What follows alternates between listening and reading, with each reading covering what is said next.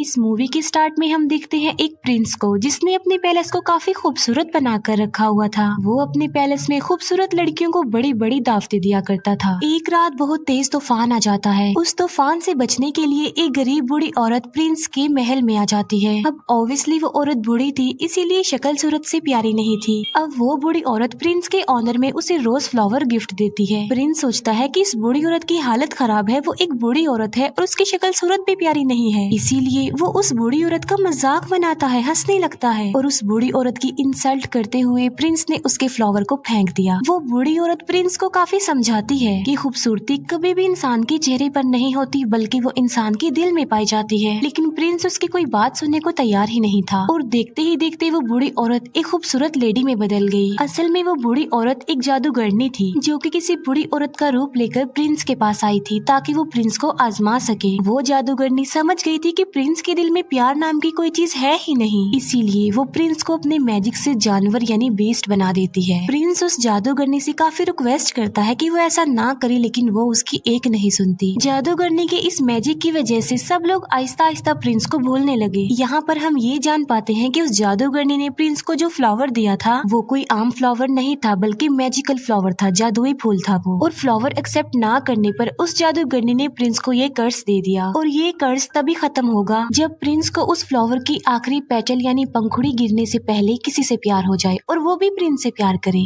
लेकिन आखिरी पंखुड़ी गिरने से पहले अगर प्रिंस से किसी ने प्यार ना किया तो प्रिंस कभी भी इंसान नहीं बन सकेगा दोबारा, बल्कि बेस्ट ही रहेगा वो हमेशा। काफी साल गुजर जाते हैं लेकिन उस पैलेस में कोई भी नहीं आता। फिर हमें पैलेस के करीबी एक गाँव में एक लड़की दिखाई जाती है जिसका नाम होता है बेल। बेल को किताबें पढ़ने, स्टोरीज पढ़ने का काफी शौक था। बेल के फादर एक डिजाइनर होते हैं। उसी गांव में एक और लड़का भी रहता है जिसका नाम होता है गैस्टोन। गैस्टोन जो कि बेल से शादी करना चाहता था, लेकिन बेल उसे शादी करना नहीं चाहती थी क्योंकि वो एक प्राउडी इंसान था। गैस्टोन बेल से शादी करने के लिए उसे अपना बनाने के लिए काफी स्ट्रगल भी किया करता था, लेकिन उसकी कोशिशें नाकाम ही रहती हैं। एक दिन बेल के फादर को कहीं पर जाना था। जिस रास्ते से उन्होंने जाना था वो एक जंगल था। बेल के फादर देखते हैं कि उनके रास्ते में तो आग लगी हुई है, लेकिन वहाँ पर एक और रास्ता भी था जहाँ पर वो मुड़ जाते हैं। बेल के फादर अपने घोड़े पर सवार होते हैं, लेकिन तभी उन्हें जंगल से भेड़ियों की आवाज सुनाई देती है और फिर वही भेड़िए उनका पीछा करने लगते हैं। बेल के फादर अपनी जान बचाने के लिए वहाँ से भागते हैं और भागते भागते वो आ जाते हैं बीस्ट के पैलेस के पास। बेल के फादर जब अंदर जाते हैं तब उन्हें वहाँ पर कोई भी दिखाई नहीं देता। हालांकि ऐसा लग रहा था कि पैलेस में कोई रहता है। कैंडल्स भी जल रही थी और टेबल पर खाना भी पड़ा हुआ था। इतना अच्छा खाना देखकर बेल के फादर खाना खाने लगते हैं, लेकिन हम फिर बहुत हैरान कर देने वाली चीज देखते हैं। वहाँ पर जो कप पड़ा होता है वो बेल के फादर से बातें करने लगता है। बेल के फादर समझते हैं कि ये कोई सॉल है जो उन्हें डराने की कोशिश कर रही है, इसीलिए बेल के फादर उसे कहते हैं कि मैं तुमसे नहीं डरता। ये कहकर बेल के फादर वहाँ से भाग जाते हैं। अब यहाँ पर सवाल ये उठता है कि वो कप कैसे बोल पाया। असल में बात ये है कि वहाँ पर यानी पैलेस में जितनी भी चीजें पड़ी हुई थी वो पहले इंसान हुआ करते थे, लेकिन जादूगरनी के कर्ज की वजह से वो सब चीजों में बदल गए। बेल के फादर भागते हुए गार्डन में आ जाते हैं। वो देखते हैं कि वहाँ पर बहुत प्यारे प्यारे फ्लावर लगे हुए हैं। बेल के फादर सोचते हैं कि मेरी बेटी बेल ने अपने लिए फ्लावर मंगवाया था, इसीलिए वहाँ से वो एक फूल तोड़ लेते हैं और तभी वहाँ पर बीस्ट आ जाता है। फ्लावर चोरी करने की पनिशमेंट देने के लिए बीस्ट उन्हें प्रिजनर बना लेता है, लेकिन बेल के फादर का घोड़ा वहाँ से भाग जाता है और वो सीधा अपने घर आता है बेल के पास। बेल जब देखती है कि घोड़ा अकेला आया है, उसके फादर नहीं आए, तो वो फौरन समझ जाती है कि उसके फादर किसी मुसीबत में फंस गए हैं। इसीलिए बेल अपने फादर को ढूंढने के लिए उस घोड़े पर बैठ जाती है। वो घोड़ा बेल को ले आता है पैलेस में और पैलेस में ही बेल के फादर को प्रिजनर बनाकर रखा हुआ था। बेल जब पैलेस के अंदर जाती है तब उसे वहाँ पर कोई भी दिखाई नहीं देता। बेल वहाँ पर काफी आवाजें भी लगाती है, लेकिन उसे आगे से कोई भी रिस्पॉन्स नहीं मिलता।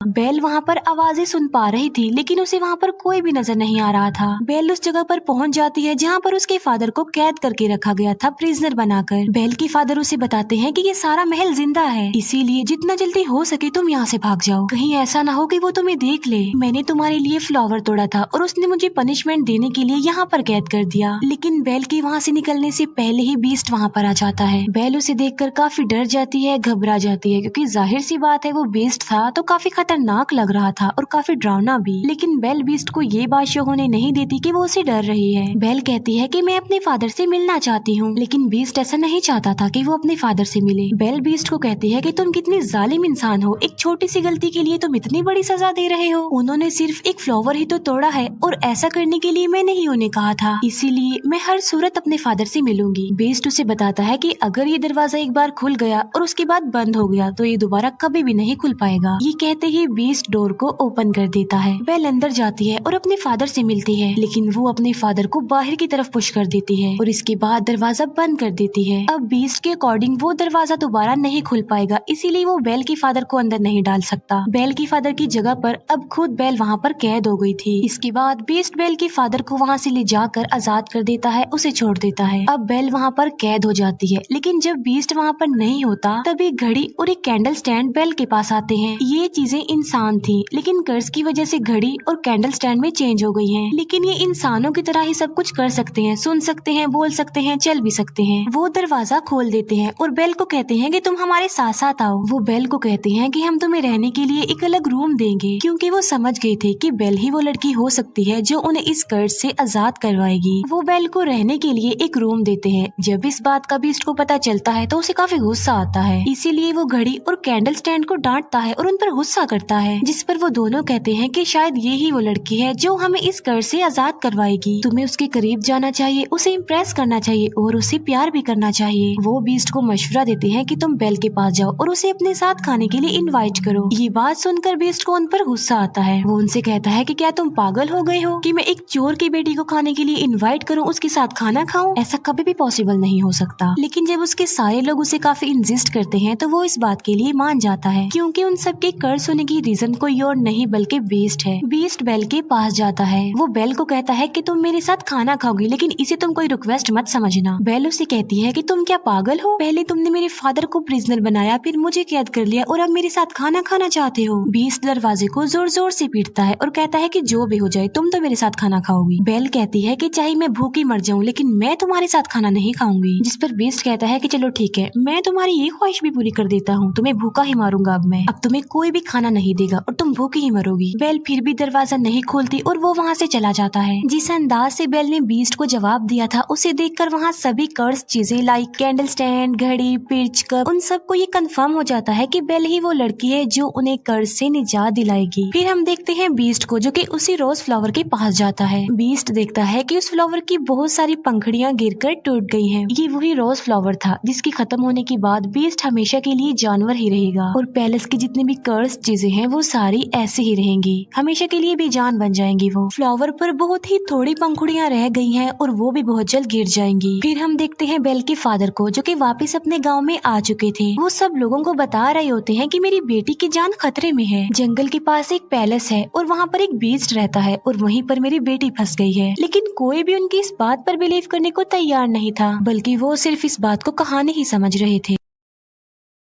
लेकिन गैस्टोन, जो कि बेल से शादी करना चाहता था, वो बेल के फादर को इम्प्रेस करने के लिए कहता है कि मैं तुम्हारी बात पर यकीन करता हूँ, मैं तुम्हारे साथ जाऊंगा तुम्हारी बेटी को बचा लाने के लिए। तब गैस्टोन और उसका एक साथी बेल के फादर के लिए जंगल के रास्ते निकल पड़ते हैं। जिस रास्ते पर बेल के फादर गए थे वो रास्ता इन्हें कहीं पर मिलता ही नहीं है। गैस्टोन को इस बात पर काफी गुस्सा आता है। वो बेल के फादर को कहता है कि तुम्हारा दिमाग खराब हो गया है, कोई बीस्ट नहीं होता। गैस्टोन बेल के फादर को ये भी कह देता है कि मैं तुम्हारी बेटी से प्यार करता हूँ और मैं उससे शादी करूंगा। जिस पर बेल के फादर कहते हैं कि तुम्हारी ये ख्वाहिश कभी भी पूरी नहीं हो सकती। इस बात पर गैस्टोन को काफी गुस्सा आता है। वो बेल के फादर के हाथ पांव बांध देता है और उन्हें एक ट्री के नीचे मरने के लिए छोड़कर वहाँ से चला जाता है, क्योंकि वो भेड़ियों का इलाका था और भेड़िए उन्हें मार कर खा लेंगे। फिर हम एक लेडी को देखते हैं जिसे उसके गाँव से निकाल दिया गया था और उसका नाम था अगथा। अगथा बेल के फादर की जान बचा लेती है और उन्हें आजाद कर देती है। पैलेस में हम बेल को देखते हैं, जो कि उसी रोज फ्लावर के पास आ जाती है। बेल उस फ्लावर को भी टच करने ही वाली होती है कि वहाँ पर आ जाता है बीस्ट। बीस्ट उसे कहता है कि तुम्हें अंदाजा नहीं कि तुम अभी क्या करने वाली थी, अभी हम सब के सब मारे जाते। बीस्ट गुस्से में आकर बेल से कहता है कि चली जाओ यहाँ से। तब बेल रोते हुए वहाँ से भागकर चली जाती है। घोड़े पर बैठकर जब बेल जंगल पार कर रही होती है तब वहाँ पर बहुत सारे भेड़िए आकर बेल को चारों तरफ से घेर लेते हैं। लेकिन इससे पहले कि वो भेड़िए बेल को कोई नुकसान पहुँचाते, वहाँ पर बीस्ट आ जाता है। वो उन भेड़ियों का काफी मुकाबला करता है, उन्हें काफी मारता है। बीस्ट उन सब भेड़ियों को वहाँ से उसे मार भगाता है, लेकिन इस लड़ाई के दौरान वो खुद भी इंजर्ड हो जाता है। बेल अभी घोड़े पर बैठकर वहाँ से जाने ही वाली होती है तो वो देखती है कि बीस्ट जमीन पर गिर गया है क्योंकि वो काफी इंजर्ड है, उसकी हालत काफी खराब हो गई है। अब क्योंकि बीस्ट ने बेल की जान बचाई थी, उसे नई जिंदगी दी थी, इसीलिए बेल वहाँ से जाने की बजाय उसके पास आ जाती है। बेल उससे कहती है कि मैं तुम्हें उठा नहीं सकती, इसीलिए तुम्हें हिम्मत करके खुद ही उठना होगा। बड़ी मुश्किल से हिम्मत करते हुए बीस्ट खड़ा हो जाता है। बेल उसे अपने साथ घोड़े पर बिठा कर पैलेस में वापस ले आती है। बेल एक बार फिर से वापस उसी पैलेस में आ गई थी। पैलेस की सारी कर्स चीजें बेल को देखकर काफी खुश हो जाती हैं, क्योंकि वो चाहते थे कि बेल यहीं रहे इसी पैलेस में। बेल और बीस्ट को एक दूसरे से प्यार हो जाए, जिसकी वजह से कर्स खत्म हो जाए और सब कुछ नॉर्मल हो जाए। वो चीजें बेल को सारी स्टोरी नहीं बताती, ना ये बताते हैं कि वो इस कर्स से कैसे आजाद होंगे, बल्कि सिर्फ ये बताते हैं कि जब उस फ्लावर की आखिरी पंखुड़ी गिर जाएगी हम सब ऐसे ही रह जाएंगे और बीस्ट भी हमेशा के लिए बीस्ट ही रह जाएगा। बेल बीस्ट को बैंडेज लगाती है। बेल जब बीस्ट के पास होती है तो वो एक शेर पढ़ती है, क्योंकि बेल का इंटरेस्ट बुक में, स्टोरी में और पोएट्री में बहुत ज्यादा था, लेकिन उस शेर को बीस्ट कंप्लीट करता है। ये बात बेल को काफी हैरान कर देती है। बेल उससे पूछती है कि क्या तुम भी पोएट्री पढ़ते रहते हो? बीस्ट कहता है कि मैं लव स्टोरी, प्यार मोहब्बत, इनकी पोएट्री नहीं पढ़ता, बल्कि मैंने बहुत ज्यादा बुक्स पढ़ी हुई हैं, बहुत ज्यादा पोएट्री के बारे में जानता हूँ। इस पर बेल कहती है कि मुझे तो प्यार मोहब्बत की बातें, प्यार मोहब्बत की कहानियाँ बहुत पसंद है। जिस पर बीस्ट कहता है कि तुम्हारी शक्ल देखकर ऐसा लगता है कि तुम्हें प्यार मोहब्बत में बहुत इंटरेस्ट है, अगर तुम कुछ पढ़ना ही चाहती हो तो कुछ अच्छा पढ़ो। फिर बीस्ट बेल को अपने साथ अपनी लाइब्रेरी में लेकर जाता है, जो कि काफी बड़ी थी। वहाँ पर बहुत ज्यादा बुक्स थी। बेल उन बुक्स को देखकर काफी शॉक्ड भी रह जाती है और काफी खुश भी हो जाती है, क्योंकि गाँव में पढ़ने के लिए उसे कोई भी बुक नहीं मिलती थी और यहाँ पर तो उसे इतनी सारी बुक्स मिल गई है। बीस्ट कहता है कि अगर तुम चाहती हो तो हमारे साथ यहाँ पर रह सकती हो। ये बात बेल को काफी खुश कर देती है। फिर वक्त के साथ साथ एक दूसरे के साथ काफी टाइम गुजारने लगे। इन दोनों की दोस्ती हो गई, वो एक दूसरे के काफी करीब आ गए, एक दूसरे की लाइक्स डिसलाइक्स उन्हें पता भी चल गए। दोनों साथ मिलकर खाना भी खाते थे। फिर बीस्ट बेल को गाना भी गाकर सुनाता है और बीस्ट बेल को एक बुक भी दिखाता है, जो कि एक जादुई बुक थी। वो कहता है कि ये बुक मुझे किसी जादूगरनी ने दी थी और इस किताब की मदद से हम लाइफ के किसी भी टाइम में जा सकते हैं। लाइक हम पास्ट टाइम में जा सकते हैं, फ्यूचर टाइम में जा सकते हैं। बेल उस टाइम में जाना चाहती थी जब वो अपनी मदर से आखिरी बार मिली थी। बेल जब उस टाइम में जाती है तब उसे पता चलता है कि उसकी मदर को एक इन्फेक्शन हो गया था। इसीलिए बेल की मदर ने बेल के फादर को कहा था कि तुम बेल को लेकर हमेशा के लिए यहाँ से चले जाओ, ताकि मेरी बेटी को भी ये इन्फेक्शन ना लग जाए।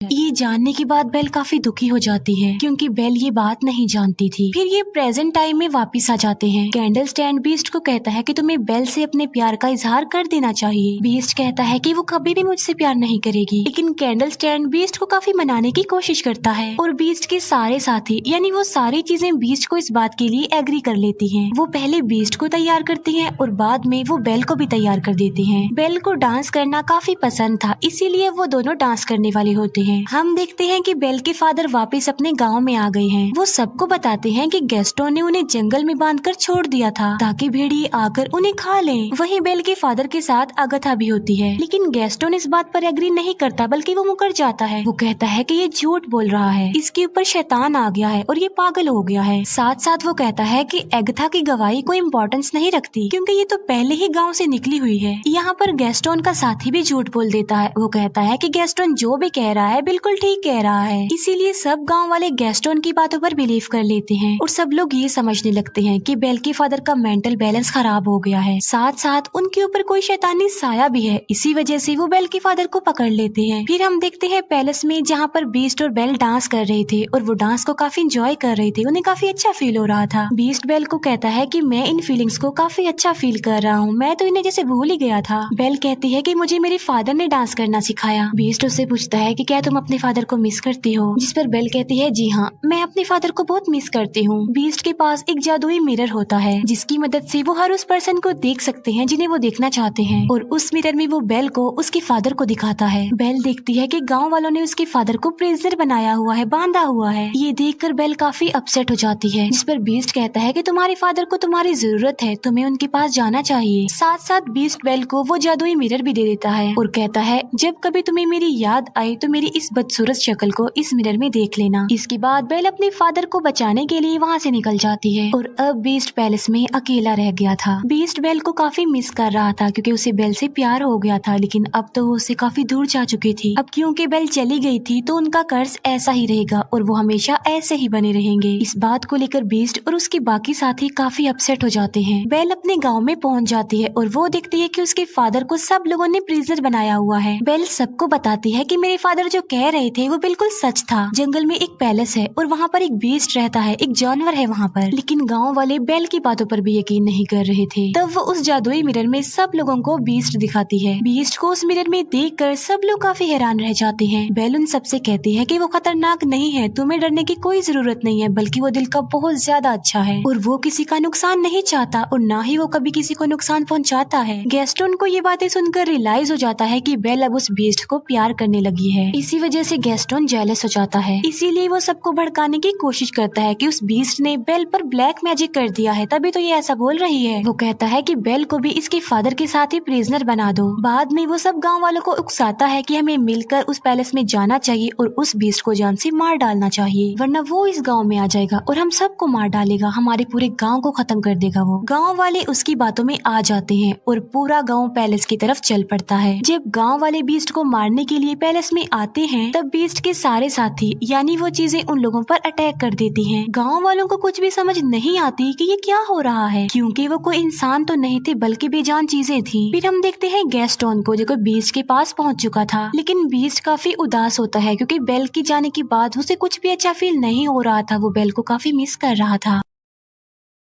गैस्टोन बीस्ट को कहता है, तुम क्या समझते हो कि बेल तुमसे प्यार करती है, बल्कि तुम्हें मारने के लिए उसने हम सब गांव वालों को भेजा है। ये कहते ही वो बीस्ट पर गोली चला देता है और बीस्ट जाकर नीचे गिरता है। लेकिन नीचे गिरने से पहले बीस्ट टेरेस के एक टॉप को पकड़ लेता है, लेकिन इससे पहले कि गैस्टोन दूसरी गोली चलाता बेल वहाँ पर आ जाती है। गैस्टोन को रोकने के लिए बेल उसका हाथ पकड़ लेती है। इस फाइट में गैस्टोन भी जाकर नीचे गिर जाता है। गैस्टोन की गन भी उसके हाथ से गिर जाती है। बीस्ट ऊपर आने की कोशिश करता है, तभी बेल उसे आवाज देती है। वो बीस्ट को बताती है कि मैंने गांव वालों को रोकने की बहुत कोशिश की थी, लेकिन वो नहीं रुके। बेल को वहाँ देखने के बाद बीस्ट के अंदर एक हिम्मत पैदा हो जाती है और अब वो गैस्टोन का मुकाबला करना चाहता था और अब वो पहुँच जाता है गैस्टोन के पास। वो गैस्टोन को गर्दन से पकड़ लेता है और उसे हवा में कर देता है और बीस्ट गैस्टोन को काफी ऊंची दीवार से फेंकने ही वाला होता है, जिस पर गैस्टोन बीस्ट से काफी रिक्वेस्ट करता है कि प्लीज मुझे मत फेंको, प्लीज बीस्ट मुझे छोड़ दो। बीस्ट उससे कहता है कि मैं बीस्ट नहीं हूँ। ये कहते ही बीस्ट गैस्टोन की जान छोड़ देता है और उसे कहता है चले जाओ यहाँ से। गैस्टोन वहाँ से चला जाता है और बीस्ट आ जाता है बेल के पास। मौके का फायदा उठाकर गैस्टोन अब पीछे की तरफ से बीस्ट पर गोलियां चलाता है, जिसकी वजह से बीस्ट नीचे गिर जाता है। लेकिन गैस्टोन जिस जगह पर खड़ा हुआ था वो जगह टूट जाती है और गैस्टोन भी जाकर नीचे गिरता है। इतनी ऊंचाई से गिरने की वजह से गैस्टोन मर जाता है। बीस्ट की हालत काफी खराब हो जाती है क्योंकि वो काफी इंजर्ड था और अपने आखिरी सांस गिन रहा था। बेल बीस्ट को कहती है कि अब के बाद मैं तुम्हें कभी भी छोड़ के नहीं जाऊंगी, जिस पर बीस्ट कहता है लेकिन अब मेरी तो जाने का वक्त हो गया है, जिस पर बेल कहती है कि तुम्हें कुछ नहीं होगा, सब कुछ नॉर्मल हो जाएगा। और हम देखते हैं कि उस फ्लावर की आखिरी पंखुड़ी भी गिर जाती है। जैसे ही वो पंखुड़ी गिरती है बीस्ट बिल्कुल खामोश हो जाता है और वहाँ पर बीस्ट के जितने भी साथी थे यानी वो चीजें थी वो भी एकदम से बेजान हो जाती हैं। बीस्ट को मरता हुआ देखकर बेल को काफी दुख होता है और उसकी आंख में आंसू होते हैं। यहाँ पर बेल भी अपने प्यार का इजहार कर देती है। वो बीस्ट को कहती है मैं तुमसे बहुत प्यार करती हूँ और वो बीस्ट के करीब भी आती है। तभी वहाँ पर एगथा भी आ जाती है। एगथा जिसे गांव के लोगों ने निकाल दिया था,